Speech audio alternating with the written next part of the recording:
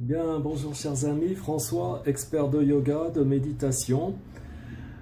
Alors, je suis avec vous aujourd'hui pour répondre à un email qui m'a été envoyé de la part d'une personne qui me demande donc si je pourrais faire une vidéo pour expliquer si commencer le yoga à partir d'un âge avancé, je cite mot pour mot, et entre parenthèses, exemple 40-50 ans, ne serait pas trop tard. Moi, ce qui m'a fait rire tout de suite, c'est l'âge avancé 40-50 ans. C'est un petit peu comme si on était encore au 19e siècle, où effectivement, quand on avait 40-50 ans, on était considéré comme quelqu'un de vieux, parce que, ma foi, on avait dépassé l'espérance de vie moyenne quand on avait 40 ans. C'est fou à dire, mais c'était comme ça. Aujourd'hui, bon, bien souvent, on n'a même pas passé la moitié de sa vie à 40 ans. Donc, je ne pense pas que ce soit un âge avancé, 40 ans, 50 ans non plus. J'ai beaucoup d'élèves qui ont cet âge-là, et qui, ma foi, suivent très très bien les cours de yoga. Alors, bien sûr, ici, peut-être que la personne qui me pose cette question fait référence aux capacités physiques, parce que bien souvent, quand on parle de pratique de yoga, pour le candide, la personne qui découvre ça, pour elle, c'est une pratique, effectivement, qui se limite à des exercices physiques, et puis c'est tout, quoi. Alors, or, le yoga, c'est pas du tout ça. Et le corps est plus un support qu'autre chose, en ce sens qu'on va pas chercher à réaliser une performance quelconque. On va pas non plus se comparer à qui que ce soit, ou à quoi que ce soit. On va même pas rentrer en compétition avec soi-même, on va accepter les choses telles qu'elles sont, et les imperfections qui peuvent être celles des capacités physiques qui sont les nôtres. Au contraire, ça, on va l'accueillir pleinement, comme n'importe quoi. Et donc, les pratiques physiques qu'on va entreprendre, ce sont plus des moyens qui vont nous mener au yoga qu'une finalité en soi. Alors, si je dis des moyens qui vont vous mener au yoga, peut-être ça vous surprend, parce qu'il convient peut-être de redéfinir peut-être plus précisément ce que c'est que le yoga. Le yoga, traditionnellement, déjà, c'est une voie spirituelle à part entière. Il y a beaucoup d'êtres qui se sont accomplis pleinement au niveau spirituel grâce au yoga. Donc, c'est vraiment une pratique spirituelle en soi. Et les exercices physiques, ce ne sont que des moyens qui sont là pour permettre au corps physique d'être en excellente santé. Et quand le corps physique est en excellente santé, c'est beaucoup plus facile d'avoir des pratiques internes, comme des pratiques de concentration, des pratiques méditatives.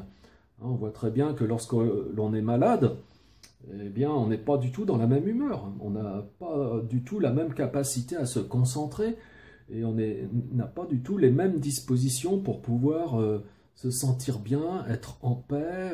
Voilà, on est beaucoup plus facilement tourmenté, on est beaucoup plus fragile mentalement, émotivement, lorsqu'on est malade. Ça, on peut tous le constater. Donc, ces pratiques physiques, elles sont là pour maintenir le corps en bonne santé et créer des conditions qui soient favorables pour les pratiques internes. Maintenant, nous, dans le contexte dans lequel on partage le yoga, c'est vrai que ça prend la forme d'exercice physique et puis c'est tout. Mais sachez que ce ne sont que des moyens. Et là, ça nous permet d'être en bonne santé, ça nous permet de nous ressourcer une fois par semaine, de faire circuler l'énergie librement. Et c'est très très salutaire sur le plan de notre santé, sur le plan de notre équilibre mental et émotionnel, mais ça reste extrêmement basique. C'est-à-dire, si vous voulez aller plus loin et si vous voulez creuser votre pratique du yoga, vous ne pouvez pas soupçonner à quel point vous pouvez vous épanouir personnellement encore bien au-delà de ces bienfaits qui sont déjà très importants. Voilà. Donc, non, les pratiques physiques, elles doivent s'adapter à une seule chose: à notre corps tel qu'il est là, maintenant, avec ses capacités du moment. Et ça reste qu'un support. Donc on trouvera toujours un moyen de s'adapter. Alors certes, dans certains cours collectifs, parce que les cours collectifs, oui, il arrive que parfois, ils ne soient pas totalement adaptés pour certaines personnes. Moi, je sais que par exemple, dans notre centre, on donne des cours collectifs de Hatha Yoga traditionnel. Et dans le Hatha Yoga traditionnel, il y a des parties où on est très intériorisé, mais il y a des parties où ça peut être un petit peu dynamique, et parfois pour certaines personnes, tout simplement c'est pas possible. Ça reste une partie très réduite des personnes, rassurez-vous, très très réduite, mais ça arrive. Et dans ce cas-là, j'oriente les personnes soit vers des cours particuliers, si elles ont les moyens de se payer des cours particuliers, soit aller dans des centres où les pratiques sont beaucoup plus douces, où le public est différent, hein, puisque nous, dans notre centre, on a en majeure partie des personnes qui sont plus dans une tranche entre 25 et 60 ans et qui, ma foi, sont en capacité de mouvoir leur corps un tant soit peu, hein, sans forcément en faire des performances, et des fois bien loin de là. Enfin, ils n'ont pas de difficultés majeures. Maintenant, quelqu'un qui aurait des difficultés majeures, il faut peut-être trouver des centres où il y a des formes beaucoup plus atténuées, des pratiques peut-être moins traditionnelles, mais ma foi adaptées pour certaines personnes qui ne sont pas à l'aise dans leur corps. Voilà. Alors, de manière relative à l'âge, quand on parle de yoga, on parlerait plus de pratiques méditatives, hein, si vraiment on veut aller au bout des choses. Et puis, ultimement, le yoga, c'est le but, hein, c'est-à-dire c'est l'union. L'union de quoi? L'union de l'âme individuelle avec l'âme universelle. Alors, sur les pratiques internes, quand on parle de méditation, je voulais reprendre une phrase que le Dalai Lama a dite.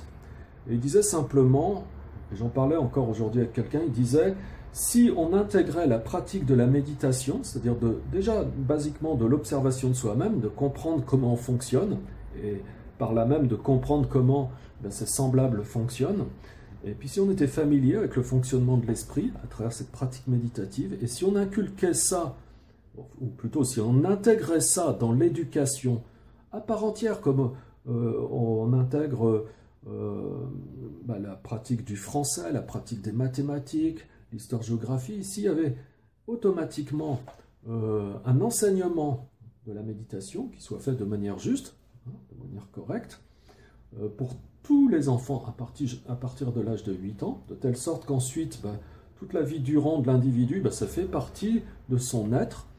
Voilà. Eh bien, il ne faudrait pas plus d'une génération pour que règne la paix et l'harmonie sur Terre. Vous vous rendez compte?